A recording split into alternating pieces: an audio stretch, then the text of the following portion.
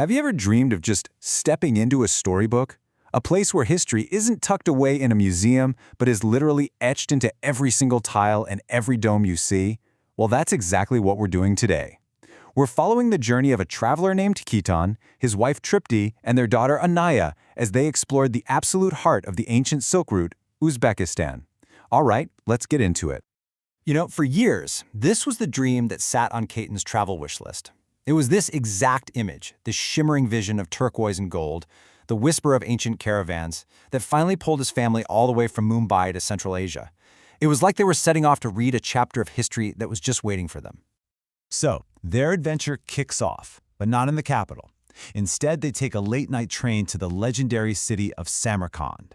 I love this. Arriving in the darkness, the city felt like it was holding its breath, keeping its secrets close, until the sun came up to reveal its true glory.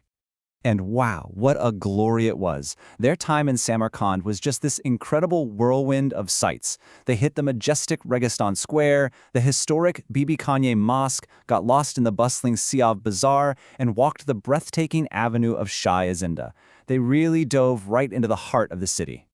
Their first big stop was, of course, the iconic Registan Square, and Khitan said they just stood there for what felt like hours, just trying to soak in the incredible scale of it all. The geometry, the colors, the sheer grandeur, it wasn't just some old site, it felt like a living, breathing museum. But the experience of the square didn't end when the sun went down. Oh no. For Khitan and Tripti, the real enchantment began after dark. The history they had felt all day was about to be projected right there, before their very eyes. And that just says it all, doesn't it? The laser show at night wasn't just some flashy display, it felt like a resurrection. It was this really personal moment for them, as if the Silk Road itself had decided to wake up and put on a private show just for their family. But travel isn't always nonstop amazement, and I really appreciate this bit of honesty. In the middle of all this grandeur, the family felt that the Ulubek Observatory, which is a really significant historical site, just didn't quite land with the same impact. It's a great reminder that travel is so personal, and not every monument is going to hit the same for everyone.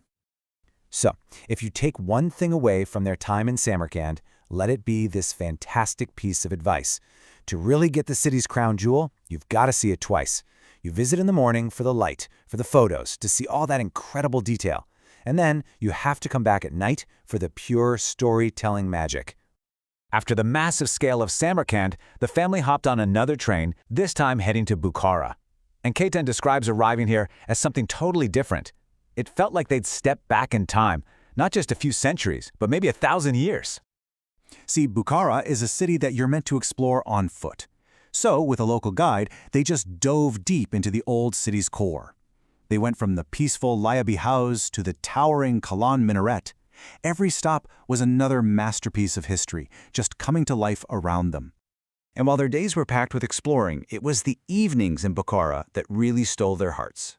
There was this one site, this one image, that became a core memory for them, the magnificent Kalan Minaret, just standing there, a silent, glowing beacon against the deep blue night sky.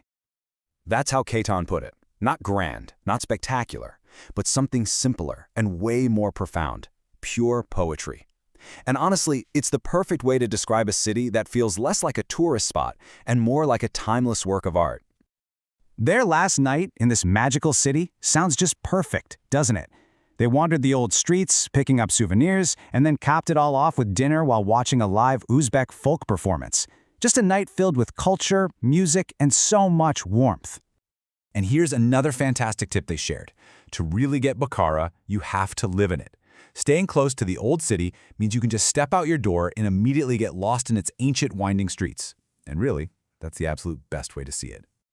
So for the final leg of their journey, they came full circle, right back to the capital, Tashkent. But here, the ancient history of the Silk Road collides with this vibrant modern energy. It was this fascinating mix of two completely different worlds. And they made sure to experience both sides of it. One minute they were at the sacred Hazrati Imam complex, and the next they were at the dazzling Magic City Park. They went from the sensory overload of the Chorsu Bazaar to the incredible panoramic views from the modern Tashkent Tower. And this is just a wonderful family travel moment, right? For their daughter Anaya, the biggest highlight of the whole trip wasn't some ancient mosque, it was the bright lights and fun of Magic City. It just goes to show you Tashkent really had something for everyone in the family.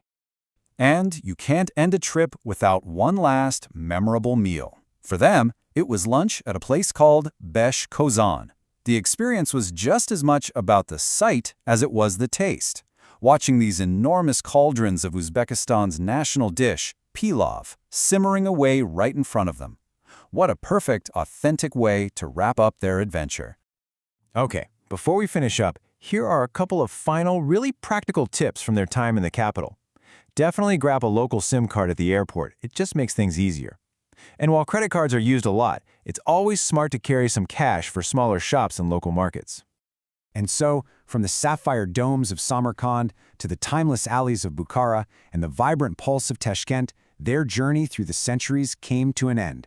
It was a trip completely stitched together by warm smiles, endless blue skies, and that lingering spirit of the Silk Road. It really makes you think, doesn't it? When you travel through places so steeped in history, what are the souvenirs that actually matter? It's almost never the things you buy. It's the feeling, the new perspective, the memories you made. And that really is the ultimate takeaway from Caton's family journey. The passport stamps are going to fade, the photos might get lost on a hard drive somewhere, but that feeling of having walked through time, that's the thing they'll carry with them forever.